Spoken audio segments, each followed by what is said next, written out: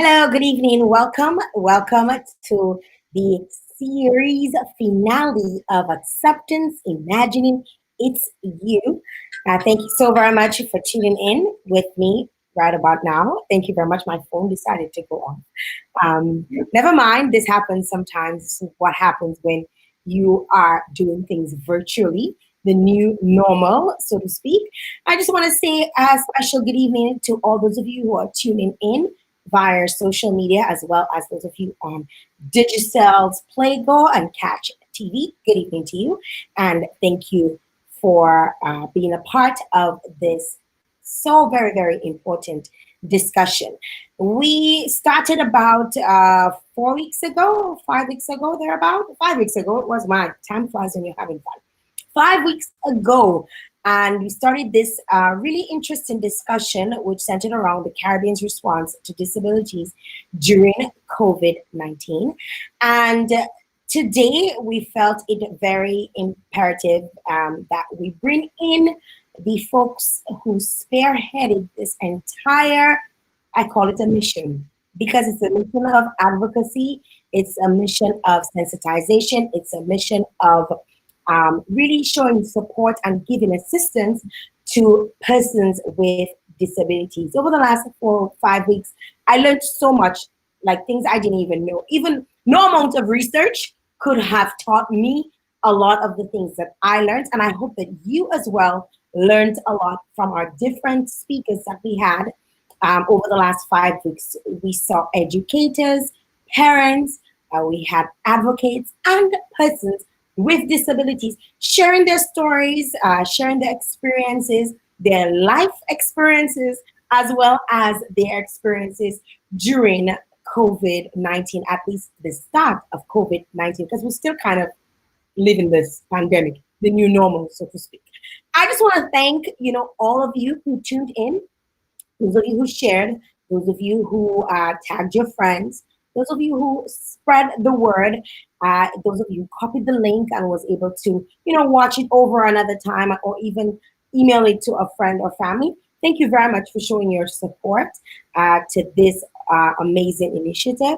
And also, thank you very much to the sponsors who made this possible. Because girlfriend gotta get paid, right? just we had to get the help of sponsors in order to be able to bring this to you. And I want to say thank you very much to UNICEF, thanks to the Achievement Learning Center, the government of Dominica, and Digicel, who allowed you to have this information, straight to your doors, through your doors, on your TVs, on your computers, on your smartphones, on your various devices that you are connected or you've connected with us over the last 5 weeks. All right, so I would like to welcome, I don't feel like I need to give any long introduction to these two amazing women. Beverly, those of you who've been following, Beverly has been on the live every single week. She's been there and she's been sharing with you guys and, commenting and really, showing support to this. But before she could even show support, she was one of the folks who started this. Not one, the folk who started this. It was her, I should say, her wisdom and her connections. And in our local twang in Dominica, we would probably say, she duva, she, because of her duvaness, the fact that she's a forward-thinking, phenomenal woman, she was able to put this together, thinking of somebody else, not just herself, and putting this together for you guys. And of course, the lovely Ivy is going to be joining us for the very first time right here on Acceptance Imagining It's You. And guess what Ivy was? Ivy was the one who would put together the proposals and who would do the budgets, and she did all the back end work that was required, connecting all the various guests, making sure we had stuff to talk about. I mean, I needed to get stuff to talk about, right? So Ivy was one of or is one of the folk that was actually behind this and ensuring that, the entire Caribbean was connected and Acceptance Imagining It's You was able to come out, and everybody was able to see all the lovely people we had over the last 5 weeks. So I'll let them talk, do most of the talking. I'll hush my mouth a little bit today. I'll let them do all of the talking tonight and share with you guys, some of the things that they did to get this project off the ground. Also, some of the probably the challenges that they faced, the rewards that they got from this entire ordeal, as well as the lessons that they've learned as a result of this. So, without further ado, I want to welcome my guests here this evening, Beverly LeBlanc and Ivy York of the Achievement Learning Center, representing for Dominica. I want to say hi, guys. Hi. Hey, good night. How are you? We okay. Thank you for that introduction. Yeah, we're good. I had you blushing, man, Beverly. With my duvanis, you have to put a little duvanis in it. I like that word. For the other Caribbean islands who are I connected, know. Uva means in front. Yes, When you yes. put yourself in front, you don't get left behind. So her Yeah. duvaness, I Englishtize it. And hi, Ivy. Hello. How are you? I'm doing fantastic. Thank you very much for asking. Before I even get into this conversation, I want to give you guys a round of applause, on a job. Give yourselves a round of applause on a job well done. I mean, I can only imagine you were able to connect people across the Caribbean and have guests on this show every single week. I want to know why. Why did you guys want to do this? Ivy, you wanna take this on? Or why? Or probably Beverly, because since Beverly was the mastermind behind it, I could ask Beverly. Beverly, why you felt it necessary to put on this series that lasted the last 5 weeks? It was necessary because after when the outbreak of COVID, we were affected at Achievement Learning Center. But it's something we always knew that, people with disabilities, they all were discriminated, not just in Dominica, but in the region. And when we submitted the project and we got the response that, is there an organization within the region that can adopt this project to give it a regional impact? With that response, we knew already our project had found favor with the funders. And so once it's a regional impact, we started shopping for regional impact, but we couldn't get an organization to adopt it, even though we went as far as CARICOM. And we remember that Beverly Reynolds from CARICOM, she suggested that, why don't you tell the funders that you will pilot the program and with the intent of having a regional impact. That was later on. But when COVID started, we started a WhatsApp group. A WhatsApp group was started by Dr. Liebert called Caribbean Disability Leaders. But although it's just a group, it's just basically an ad hoc group, I recognize that we can still have that regional impact if we can get guests from that group, because we already had the guests. So we were able to, you have to be strategic. Funder is telling you that alone tells you they're going to give you the money, but you have to give them what they want. So that was our strategy to actually still get the funding for the project, but at the same time, give the funders what they want with the regional impact. So then once I shared the information on the WhatsApp group, some of the members on the group were like, I'll volunteer and I'll volunteer and I'll volunteer. And it really wasn't difficult to get people to come. I mean, they were willing and people wanted to share. I mean, and if for example, Jael, you could have more than three people on the even after I submitted the names, some people were asking, is there still space? Is there still space? I mean, if we could have 5, we would, and then so that was basically how we were able to be very strategic with the project to fund the project, but still give the funders what they wanted. Wow, that is amazing. And quick thinking on your part. Because then you didn't want to lose out on that No, opportunity. no, we didn't want to lose the funding. Ivy, what was the process like putting together the proposal? Why did you decide that you were going to take on this task of getting funding for this project? Well, honestly, for Miss Libla and I at the Achievement Learning Center, addressing the marginalization of people with disabilities, especially in times of crisis, that is something that is very close to our hearts. We saw it after Hurricane Maria. We saw it happening again when COVID came around. It was like, nope, not this time. People need to know what's happening and it needs to be addressed. Something has to change. And so I was at Miss Libla's house because, we go up there to get our work done and stuff. And I'm sitting on the floor in her room and we're like, okay, we're going to write this project. Yes. So we get down, we get on our laptops, and we're writing out and we're throwing ideas around. And yeah, that's how we get a project started. And that was it. How long did it take you to put this all together? How long did it take us to put this all together, Miss?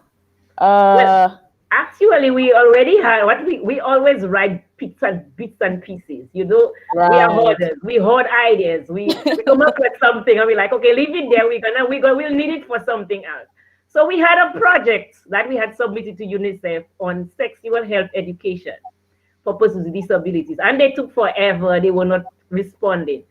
And then, lo and behold, I sent an email to Miss Stewart at UNICEF. I'm like, I'm just following up. And she was like, you know what? Can you tweak that project to give it a COVID slant? I'm like, for sure. I say, Ivy, we got work to do. And then that was it. And we just kind of changed the whole, we took off what wasn't necessary. We didn't throw it away. We have it somewhere in a vault, because somewhere along the line, I know something for sexual education is going to come up and we can go back to it. So when we get ideas, we write them down, we leave them there until the time comes that we need it.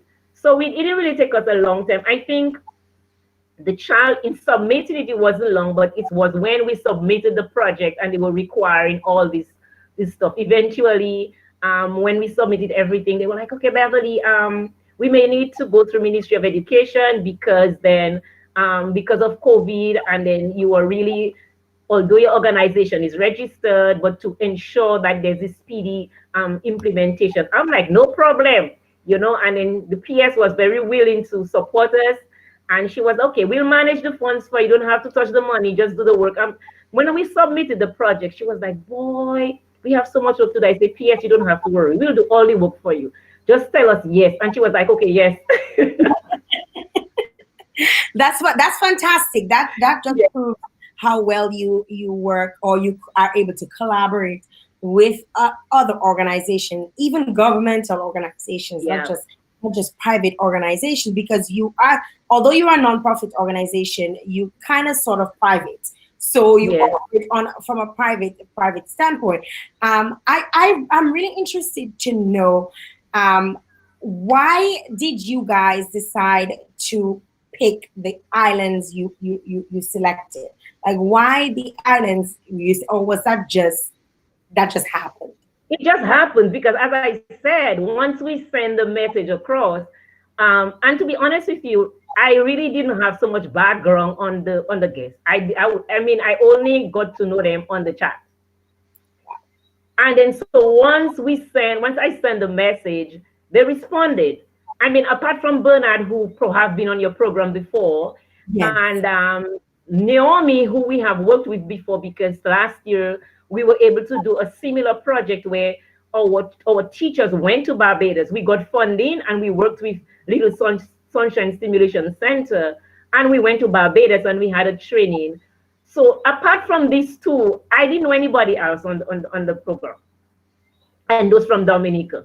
So once we sent out the information and we recognized, we realized who we wanted, because when Ivy and I were putting this thing together, Ivy was like, okay, we will do this. So Ivy had already identified how we were going to have the program, who we were going to have the program. So once she set the schedule and I sent the email, the message across, people volunteered. So it's something we just did random. It just happened. And once the people came to share, I learned from the experience the same way you were learning from the experience. I had no background information. And it was like, wow. It was just God's divine intervention and his connection. he knew exactly who was going to be on the show, and then so they answered the call, and here we are. What did the entire project entail? Because it, for those people who might be new to even coming on here and uncertain about the same, or they submit to UNICEF a whole thing just for a video cast, like just to come. What were the details? Were you able to provide us with some of the details as to the project and what it entails? Well, the project has about six different aspects to it. This podcast is really only one of those aspects. There's going to be a training for teachers and for parents who have to teach or who have to raise kids with disabilities. There's also going to be a survey so that in Dominica, we can have a database. That's something we're collaborating with the government on, a database of people with disabilities in the country so that we can assist them more effectively. We're also going to be launching an official website, not just for the Achievement Learning Center, but also providing information on how you can help people with disabilities, the kinds of stuff people with disabilities go through. We're going to be also providing relief packages for the people with disabilities who were negatively affected by the effects of COVID-19 at present. Wow. So those are all parts of the project. So this was kind of like the roll off, like the intro. It's like right, yeah, people up for what's to come. Over what period of time can folks anticipate that all of these different things will start happening in their various communities? And is it just in Dominica, or is that something that's going to be happening across the region? Besides the podcast and possibly the training, the implementation we have right now, like Ms. Libla said before, it's a pilot. So what's happening right now is for Dominica, but we're anticipating that in the future, it will also be implemented in other countries within the region. The timeline for the project is 6 months to a year. So we started working on the project in around May, June. So it will be continuing until into 2021. We have people interacting. I want to get in the people. Yasmin York is clapping. I guess that's somebody that's supporting UIV. Keon, who was one of the guests at the very first show out of Guyana, he's saying congrats on this initiative. We have Mema, who is tuned in from the USA. She said, every good project starts with an idea. Great job on your initiative. Implementation is usually the hardest part of launching a project. And she's asking, so is it going to be long term? And I think that has to do with your suggestion that this is going to be a pilot project over the next couple of months. And she's trying to figure out or asking, is this going to be long term? Well, the project itself, we're not expecting it to be existing still within the next 10 years, but we're expecting the effects of the project to continue long after the project is over. For instance, our knowledge of people with disabilities within the country, that is something we're going to continue. Trainings for teachers and parents, that is something that's going to continue. Oh, we're also supposed to have an animated series that's going to be coming out to bring awareness to kids concerning the things that are happening in the world around them with regards to special needs, with regards to COVID-19, and just to give them the knowledge they need in terms that they can understand. That is expected to continue. So the project itself isn't long-term, but the effects of it are expected to forego the project. That is fantastic. Ivy, I like the part you talk about the animation, because I can just see the little Creole probably popping in. It's always so good to see our culture represented in animation, especially so that the kids can relate, because they see things like I look at my son, and he sounds like an American child, although he's being raised by by Dominicans, right? And because of the heavy influence of American media and American TV, and it would be nice if he had a little Dominica, he's seen this, this nice animation. So that's kudos to you guys for doing that. You also mentioned that there's another part you mentioned. I can't quite remember right now. Besides the animation that you're gonna continue, you said something else. The relief packages. No, there was something else that she mentioned that you plan on seeing it continue even With after training? the Training. training, the training. So in terms of the training, what, because now we know there's a new normal, right? And the Yeah. new normal is kind of everything is virtual. What would be the training, or what would it entail in terms of delivery? How is that going to happen for Dominica? Well, Well, with the the training, training, we want to do it kind of virtually. And I'm really happy to see Keon there because I think Keon also was integral in helping us when we were writing the project. We had a lot of meetings with Keon. He looked over the budget for us, and he um, he helped us with connecting with Miss Reynolds in CARICOM. And so we were happy to have him on board with us. And then he's also going to be he's going to be one of our facilitators for the training. So it's going to be done virtually. So we are still kind of brainstorming some ideas. We have some ideas, but we also want to share with Keon and Naomi and Christine. These are some of the facilitators again from the whole project that are going to help us in terms of delivering the training. So it's going to be virtually, so then it is not only going to be for parents and teachers in Dominica. Again, this is another part of the project that's going to have a regional impact.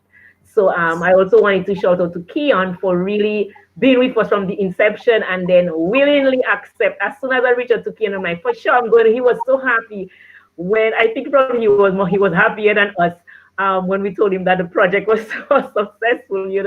He was really supportive. And then so it's going to be virtual. And just talking about the animation, one of the highlights of the animation, because when we were discussing the project with the producer of the animation, he suggested why not ask for the children's favorite character, the favorite cartoon character. And then so we reach out to the parents and we have submitted that because I think if, for example, we have a student who loves action figures. And then so if Iron Man is giving a message about social distancing, he wants to hear what Iron Man, and he's going to remember. So even if as a teacher I may tell him social distancing, but Iron Man said social distancing, he's going to listen because he's going to connect with Iron Man. So this is one of the strategies that we used for the animation. Get the children's favorite character to bring across the message so they can get that connection. I think you also mentioned that in Dominica, you hope to get some information in terms, or gather information or data on the people who are living with disabilities. That's also something that you mentioned. What is your data like, and why do you feel it's necessary at this stage to collect data on persons and with living with disabilities?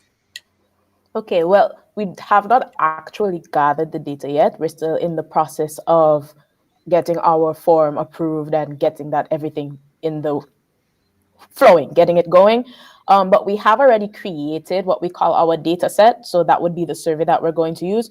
We're going to be going into the different districts in Dominica and getting information on the people with disabilities, not just the adults, but also the children, making sure that the children with disabilities, whether or not they're in school, why they aren't in school, the living conditions of people with disabilities, the financial situation, the medical situation of these people, so that we can bring them the assistance that they need. Because a lot of times they either don't know how to go about getting this assistance, or they try and they meet a wall.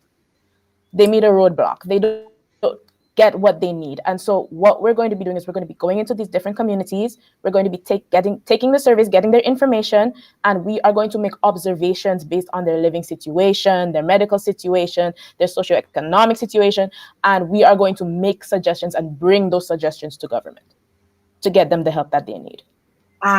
Someone is asking, with this the student drawing his version of Iron Man, so it is not a copyrighted figure but from the student's perspective. So that's a suggestion, because I think Mema asked originally, are you allowed to use this copyright Oh, we're character? not going to use the copyrighted characters. What we're doing is we're going to use the nuances of the characters. We're creating our original characters, but they're going to have elements of them that would be similar to what the children can already relate to, what they already know. So you were talking about having the little Creole element, that's going to be there. But also, The guy might have a suit that just happens to be made of iron. It won't be yellow and red because Iron Man is copyrighted. It will be green and purple. You understand? Very interesting, Martin. I love the passion. It seems that you have all the resources and plans to line up. Her question is, what is your biggest challenge? Well, I'm happy she asked the question, Jael, because you know what's our biggest challenge because we won your program.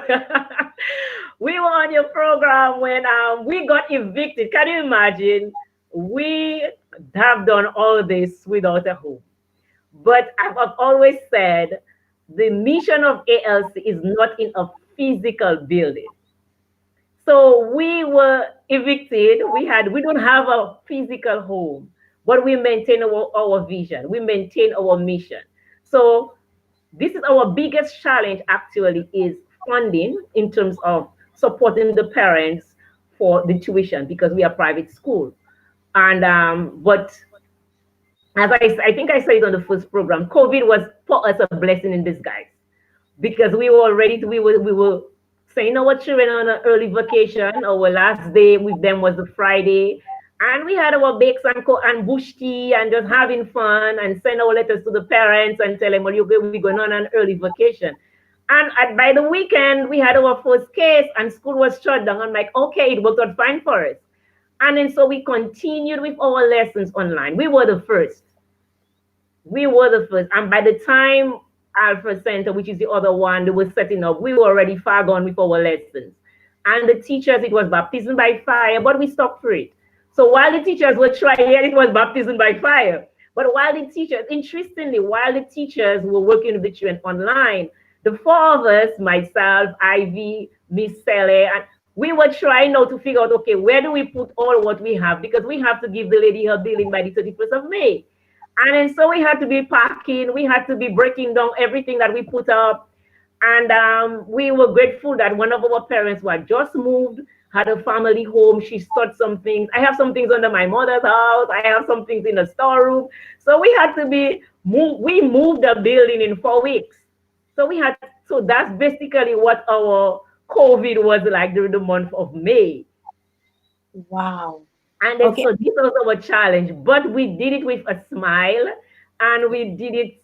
I mean, we tried to make it as fun as possible, and the parents were supportive. Those who had issues, we walked through the system with them, and we told the teachers to do the best that they could, which they did. We are really grateful for the work that they did.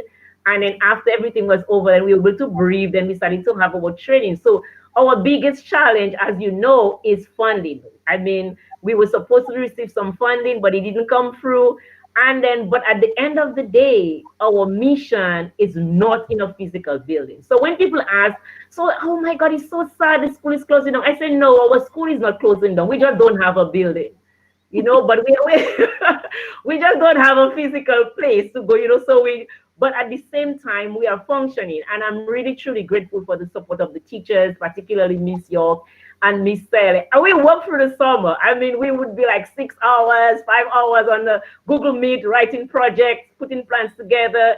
I mean, that's basically how we run the school. And I think it worked out to be good for us because we accomplished so much during that time that probably if we had a physical building, we would not have.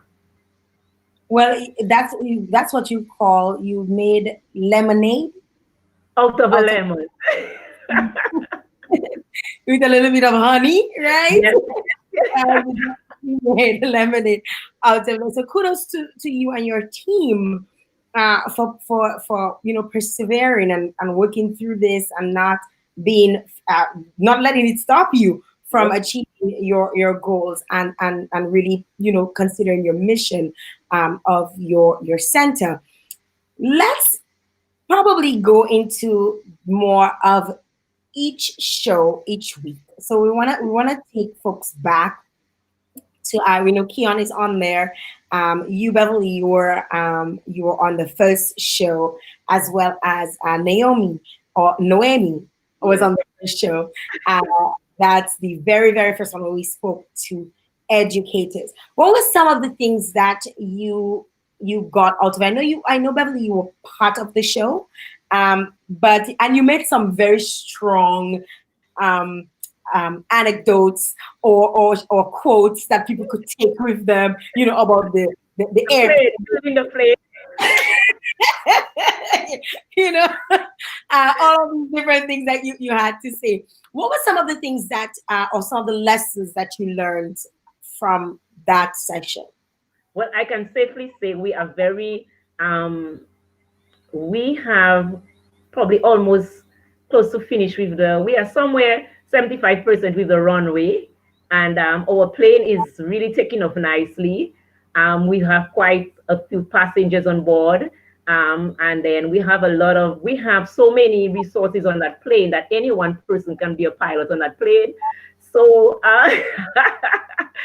but it was really a learning experience for me, just learning from what's happening in Barbados and in Guyana.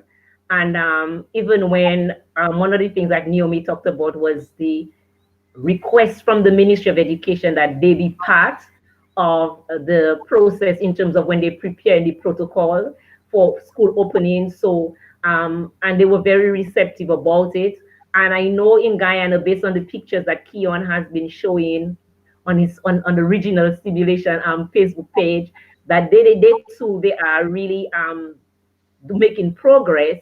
And even some of the ideas that Keon was sharing, what they do at the stimulation center, was really enlightening. And I was like, wow, I wonder, probably we can do something similar to that in Dominica. So the sharing of the best practice was like, it gave you some ideas as to what is possible within the region.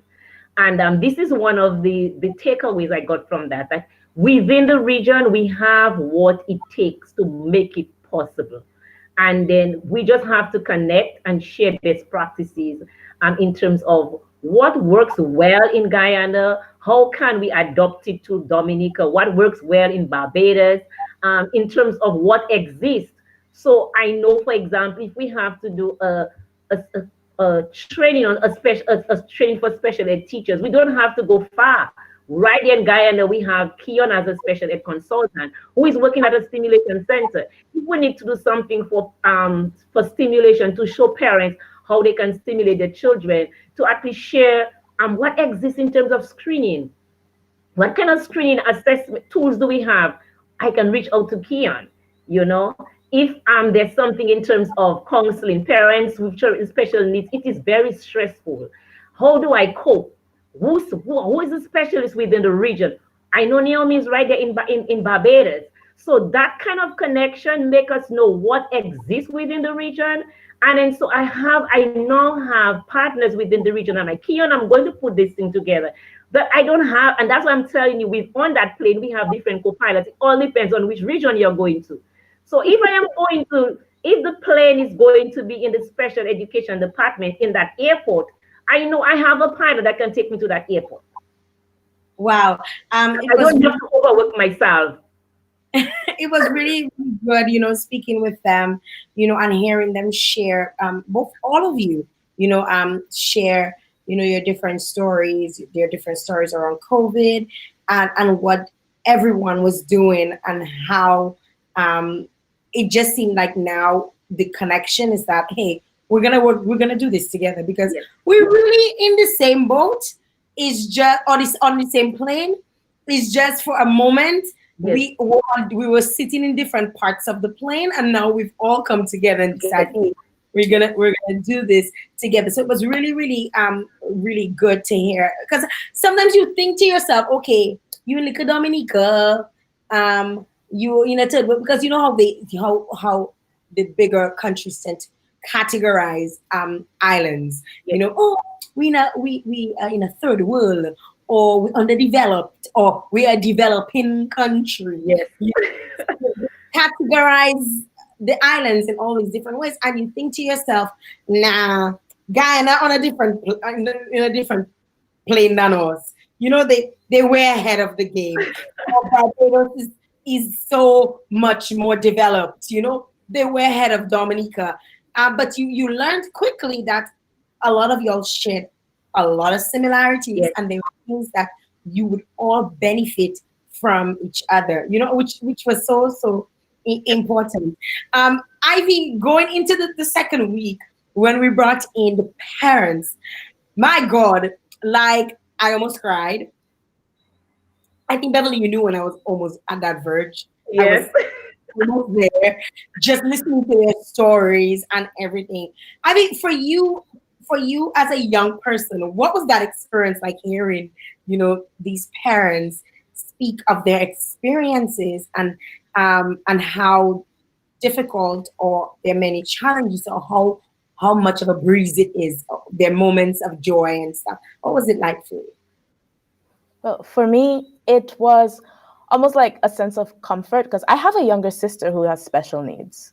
I have a younger sister who is autistic, and we just found out like this year. So she was dealing with that all the time. And as a family, we did not know.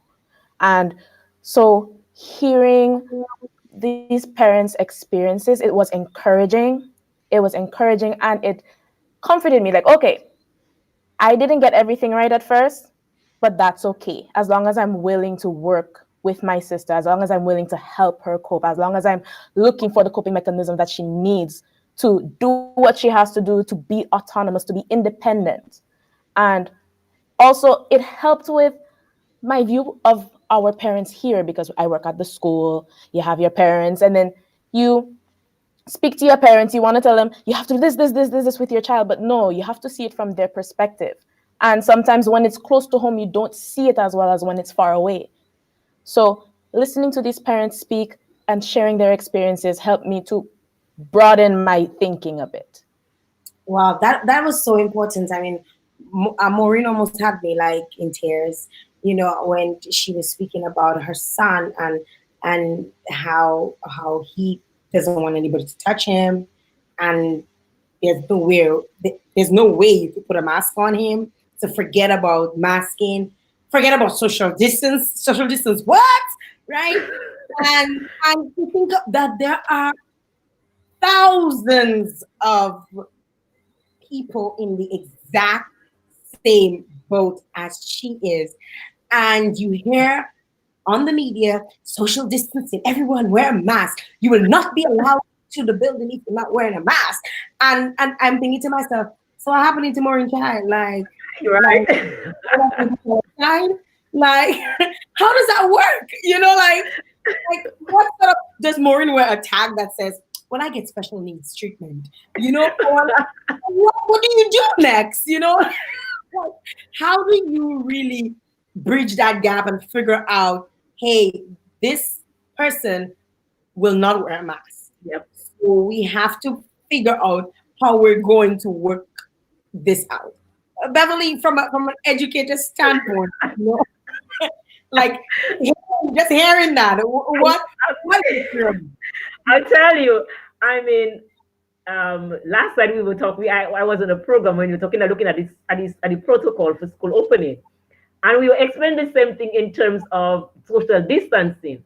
And I would be guilty too because I'll tell you. On Sunday, I went to Penville to visit a family, and I hadn't seen my children for like ever.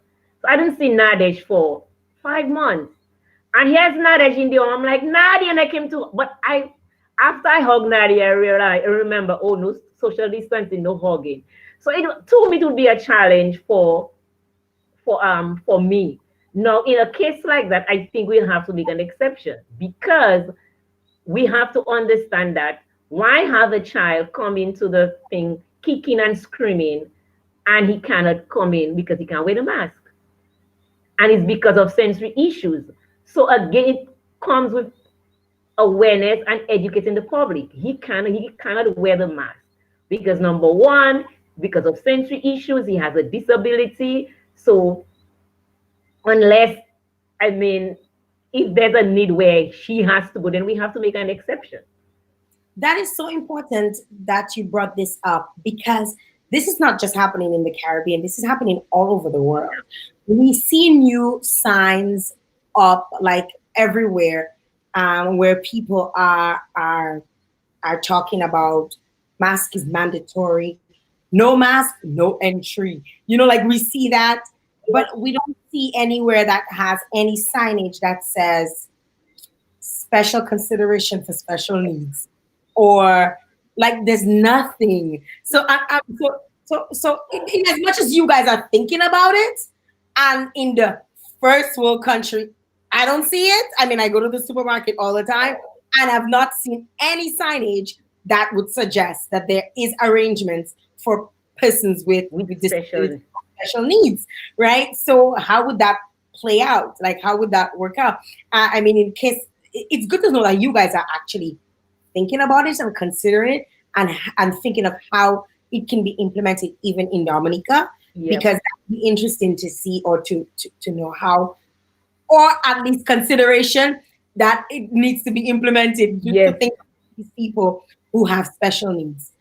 Because I know we have more, but I also know we have a few. We have a particular child. She would hold the mask for you. I mean, you would have to fight her down. She would bot you with her hair. I mean, she wouldn't, because she cannot stand those things in her face, because you have to think of sensory issues. And if you remember when Naomi was on with us, she talked about the sensory, and sometimes depending on the material of the mask and stuff like that. So these are things that you have to consider, that there are children, depending on especially children with autism, it is not going to be possible. So you have this child who has to come in probably to try on a shoe. The mother cannot just buy, has to try on the shoe. And he's not going to put the mask, not because he doesn't want to wear the mask, but because of his disability and because of his sensory issue. What is it you're going to put in place? So all that comes with educating and being aware of what happened, being aware of the issues that people with disability face, and how exceptions can be made for them. So this is something that they need to consider. And people can be, as Caribbean people, I know because I'm a Caribbean person, we can be so rough sometimes, and be like, "You see the sign? It's safe." Yes, it's true. Yeah. We can be like so rough sometimes. And you roll your eyes, and then you're trying to explain, and when it's not like, well, that's the policy, and that's the policy, and that's the policy. Yeah, but that's the policy, but the child needs a pair of shoes. So, well, I understand that's the policy, but the child, and I can't buy the shoe and bring it home because he needs to try on his shoes. So what are you going to do for me? I can't try on the shoe for him, So that needs to be, consideration need to be given for children who have these issues. And I'm happy that Christine just shared a point right there concerning her son also has that issue. Yeah, so Christine is saying, great conversation and very relevant at this time. My son who has cerebral palsy will not keep a mask on. So right now we're keeping him at home. Solutions are needed. Yes. And that is so very important. It's like how, but it's like you literally have to sit down and have an entire session and figure out what can we do to bridge that gap. Because it is a gap. It is. So we move on to week 3, where we spoke with persons with disabilities. I met Loic. I know you on top of the world with Loic. Loic, and we also spoke with Louise, and we also spoke with who's the other guest? Anne-Marie. Anne-Marie. How could I forget? We met with. I was so caught up in meeting Loic. And we met with them, and I mean, in as much as they all had different or have different stories of their experiences living or having a disability, it just seemed like I was having a conversation with 3 normal people. Yeah, it was just 3 regular people, having a powwow with Jael, having a little conversation and sharing stories. I mean, I was so impressed with Loic, even when I did the setup, when I contacted him to do the setup of his, to make sure we had audio and visual and all of that going on. And it was so easy. Let me tell you, I've had a harder time getting regular people who consider themselves quote unquote normal. Beverly, we've struggled, right? Yes. Beverly, we struggled to get you on, yes. Right? In a twinkling of an eye, I was like, move to the left, move to the right. Okay, bend a little bit because don't worry, Jael, I'll have my light. I'll be in a different location and everything. And I'm like, this is somebody who's visually impaired, right? This is somebody, and he was a breath of fresh air, amazing individual, you know. And then we had Anne Marie, who's super positive about life and Yes. believes that she will one day Yes. walk, you know.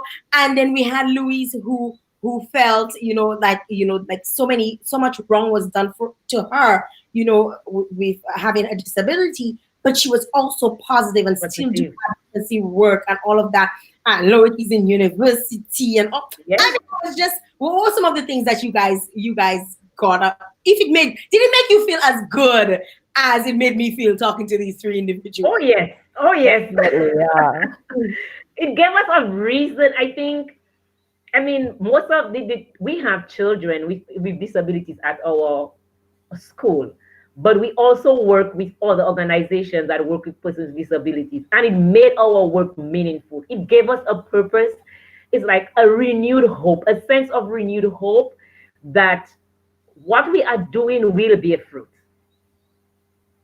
Listening to Loic, I mean, I know Loic long time. I mean, I saw Loic at State College, and with Anne Marie, I was really happy to get a little bit more of her story because I do not know much about her story, but her positive.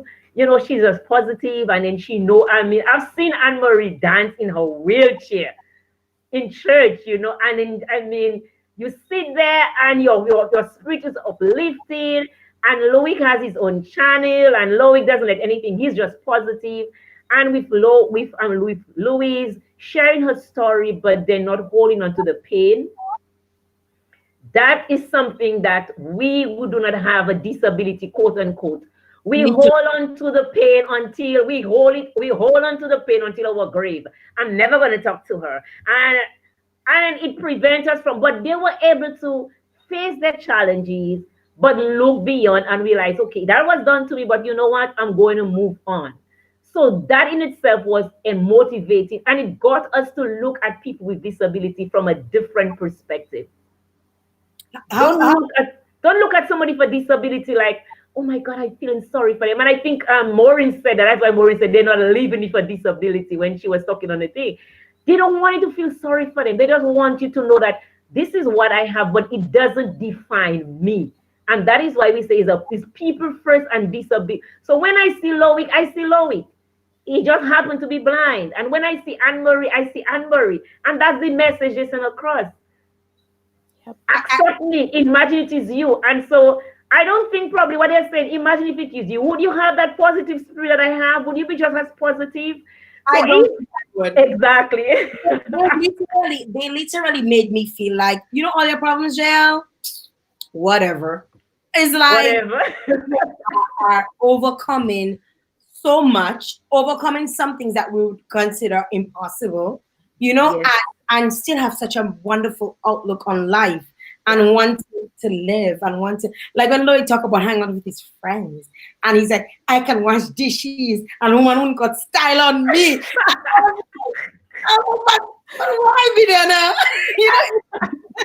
If you guys, those of you who are coming on right now, if you missed the shows, you are welcome to go back and look at them. If you missed the show and you want to get it, I don't mind sending it to you personally. Send us a message on the live and say, hey, I missed this show and I want to see it. I missed the educators show. I missed the parents show. I missed the persons with disability show. I missed the advocates show. And I will personally send it to you. Send it, forward it to you into your inbox on Facebook or on YouTube, because you have to see for yourself. Yes. Especially, when Lloyd says, jail woman who cut style on me, I can cook, and I was like, okay, Lloyd. He's one of these people I'm going to look for. My next trip to Dominica, my mission is to find Loic. Yes, find Loic. Okay, and then in the final week of the series, we spoke to the advocates and Christine, who was also on the she's also on the live right now. She shared with us her story and why she started her foundation, and talked a little bit about her YouTube. And guys, you gotta go check out Christine's YouTube. Oh my God, they are amazing. Besides, she looking on flick. Like you have to, like the way she speaks, and it's so engaging. And Yeah. it's, I mean, she's had so many challenges, and this is somebody who's like her head strong. She's like, we got to Yep. get these things, so we got to overcome these challenges, and her family and all of that. Go check out Raising Special Needs, on YouTube, which is her YouTube channel, and send a message, say something underneath it, because Yeah. just you'll love it. And then we had Bernard, Bernard, who is so full of passion. Oh, yes. Oh, For all of us, right? So full of passion.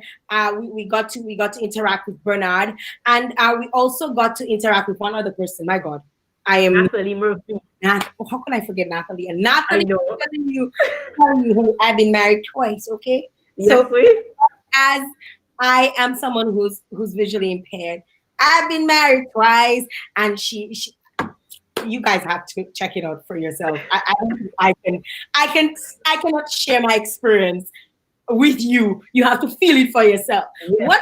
What sort of impact did the advocates have when they came on Ivy? Well, for me, I had like 4 major takeaways from when they came to speak. The first one was that each of us, and people with special needs, parents who are dealing with people with their kids with special needs, they have to allow themselves to be authentic in their experiences. And you need to let them have the freedom to be authentic in their experiences. If they want to laugh, let them laugh. They want to cry, let them cry. They're not okay today, and that's okay. They're perfectly fine today, and that's okay. Let them be authentic in their experience. Peer support is important. That was a point Bernard made, and he made it very strongly. Peer support is very important. Do not be afraid to live your life. And you must have commitment as an advocate. You have to have love and commitment to the cause. Those were my 4 big takeaways from that podcast. How about you, Beverly? From that broadcast, it took me back to that song of Lucky Dovey that sings together. You gonna sing for us? I thought No, you. no, no, no. And even when he sang the song together as one, whereas he was referring to apartheid. But as I told you, I mean, on that the guest, I only know Natalie, but I learned so much more about her and the work that she's done on that program. There was so much that I did not know about DAPD. I've been interacting with Bernard, and I know Bernard. He's so passionate about what he does. I mean, with Christine, I only got to know Christine through the podcast and listening to her videos. And listening to them, I was like, wow. There were times I felt like giving up on the work that I do at Achievement Learning Center. And I remember when I started the school, we started with 2 children, and someone looked at me and said, "You are leaving all the money and you're going after scraps." And I remember saying, "Despite not small beginnings." And when I listened to Christine share her challenge and looking back on my own challenges, because even right now, he may he's not he may not be considered as a child with disability, but he is an at-risk child. My son had surgery at 9 months, brain surgery. He has a shunt. And when the doctors did the surgery in Martinique and the surgery was successful, they said, the surgery was successful, but you need to pay attention to him because he will have challenges learning. And the first year of his life, he had seizures, very bad seizures. And interestingly, during that time, I wasn't even there. I was studying, and my mom was there with him through all that the challenges. I remember when he turned 6 and he was happy. So when I was listening to Christine's story and then why she did what she did, and then what propelled her to do that, I it encouraged me to continue to encourage parents, and I know we're going to continue that connection because I really want her and she has a summit coming up very soon on the 30th of November to the 3rd of December, and hopefully I'm going to send it to my parents because I really want them to listen. I mean, they listen to us as teachers, and they would expect us probably to tell it to them. But if they could hear it from another parent who has that challenge, and look what she has accomplished through her child, and then she did it with joy. There was no pity or feeling sorry, and then we learn along the way. I mean, she shared some of the story, that some of the challenges and some of the things that she had to unlearn. And COVID, basically, what I can say is that COVID is a opportunity for open doors. And when doors meet doors, they expand. And this is what I got from the advocacy. Dominica door met Antigua door, met Jamaica door, and it has expanded. It met Nevis door. So COVID was a place for expansion, and our doors have already opened. It was a pause for deconstruction to reconstruct, recalibrate, and reset. You and those quotes, and you need to write your own book. And my father would say, "Wap all." You you know the right words and how to put them together. Christine is on the live, and she shares. She says, "Beverly, you are speaking the language of advocates. There are times when we do feel like giving up, but we press on. That is why my nonprofit organization is the Nathan E. Banks Foundation. Each time when I feel like giving up, hearing my son's name is what kept me going. That and my faith." So she's just, Wow. Yes, yes. you guys, and I mean, it was an amazing 4 weeks. It was. I must say. I did not think, I knew I would have liked it because I like to talk and I like to find out and I like to learn. I like to learn about people. I like to know their stories and everything. For those of you who follow me on Capo T, that's what I do for Capo T. We profile people, right? And to hear their stories collectively, and realize that everyone's story is so similar, although in different countries, different parts of the region, even different circumstances, dealing with different types of disabilities. But the concerns, the challenges, the questions, the support, everything is so similar. It was amazing to hear their stories. I'm remembering, one of the parents, Kimberly from Nevis, with the two boys with autism, and I'm like, oh, I can only and the fact that her entire community has to come together to help, to give her a break, to give her some time for herself, not even just to help her raise a break, so she has time for herself. We have some superhumans, out there doing such amazing things, parents and advocates and stuff, and it was so good to hear from them and hear them share their stories and their lives. And one of the things that I really, really got out of this is that I think would really work is, when Bernard spoke about, this the system that he used in Antigua to map, to map the diff, so that he now knows every household. But Bernard not easy, and that's basically the same system we're using. Bernard is a foot soldier. Yes, we. with 1 foot, right? 1 foot. Like, let me tell you, don't mess with Bernard. Don't mess with Bernard, right? And when we were wrapping up, Bernard gave it to them. I loved this opportunity to really pipe and trumpet and speak his mind as it related to what he's been advocating for years, and it was so impressive, to see, how all of this, was shaped out, and how all of this came together, and the entire culmination of the series. First of all, I want to thank you guys for allowing me the opportunity to be your host, for choosing me, right, to be your host, because you could have chosen anyone else. Yes, that's true. To spearhead this part of project. But I'm so grateful that you guys chose me, and I want to thank Digicel, who's always been a partner.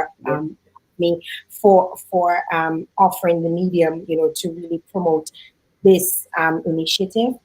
Thanks to all of your sponsors. I really, really appreciate the opportunity, and I really hope that we can work together soon in the not too distant future. I want to leave this time, we have just about a minute left. I want to leave this time for you guys to share your final words on what happens next, the way forward, and what people can expect from. Wow. Yeah, Kimberly was saying the name for, Christine said the name is Respect Care, and I think we need more of that. But what I want to share, and I said it earlier on, COVID-19 is a door of expansion. When door meets door, there's expansion. In March, we started a WhatsApp group. We now have 85 members strong. Every Friday, we meet to continue to discuss and learn from each other what is happening within our region. And we were able to use that opportunity to connect. And we have connected. As advocates and people with disabilities, we have brought the Caribbean together. One Caribbean, one voice, advocating for the improvement in the lives of people with disabilities. And so we want to tell our regional leaders, it's time. Those who have not ratified the Convention of the Rights of Persons with Disabilities, it's time. Those who have ratified and have not adopted the protocols, it's time. If not now, then when? We are not going to get an entire year on pause. Now is the time to utilize the resources that we have within the Caribbean, because we do have it. We have everything that it takes to improve the lives of people with disabilities in the region. We have it within, every island have it, and we have shown it through the podcast that we can tap within the resources that we have to make things happen. And so we are calling on the policymakers to enact the right policies, put the right legislative framework in place to ensure that the UN Conventions of the Rights of Persons with Disabilities, the Human Convention on Human Rights, the SDG goals that pertains to people with disabilities are evident within our communities, within our nation.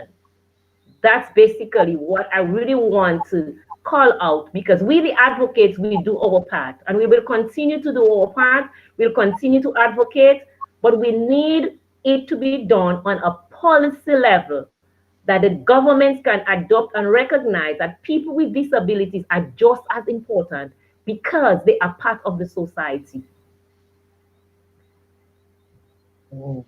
Ivy? Well, Miss Libra has already sounded the call and said a whole lot of what I wanted to say. So what I will say is thank you so much, Jael, for being willing to work with us on this, for helping us to bring this awareness of what's going on in terms of special needs and COVID-19, not just to Dominica, but to people on a regional scale. Thank you so much for working with us, for bringing this to light, and for bringing us and the people who are viewing us together so that we can push forward with this project. Thank it was a pleasure working with you. Seriously. Thank you. Yes, it has been. For the opportunity. And those of you who are tuned in, those of you who shared the live, I want to say thank you very much to you, the sponsors, UNICEF, Achievement Learning Center, the Government of Dominica, and Digicel. Those of you who, if you're looking for support, a support group in particular, or assistance, you can send an email to assist.pwd@gmail.com. So that is if you're looking for a support group, or if you're looking for assistance, and so you're a person living or person with a disability or requiring special services, you can send the information there. Or if you're wishing to be part of the movement, you can email advocacy.pwd PWD, that stands for Persons with Disabilities, at gmail.com. I want to say thank you guys for tuning in. Thank you so very much for allowing me into your homes and into your hearts and on your screens and on your smartphones and your devices and stuff. Thank you very much for that opportunity. And this is a wrap. That's it for Acceptance, Imagining It's You. That's it. Thanks again to Beverly and Ivy for this wonderful opportunity. And I want to wish you guys all the best with all of the wonderful things that you have that will unfold as time goes on as it relates to this project and its continuity, as well as whatever else you guys are going to be working on, because I'm sure some other things are going to leave, right? Yes, we do. Thank you very much for the and have yourself an awesome day. Bye bye, guys. Thank you. Bye-bye. Bye.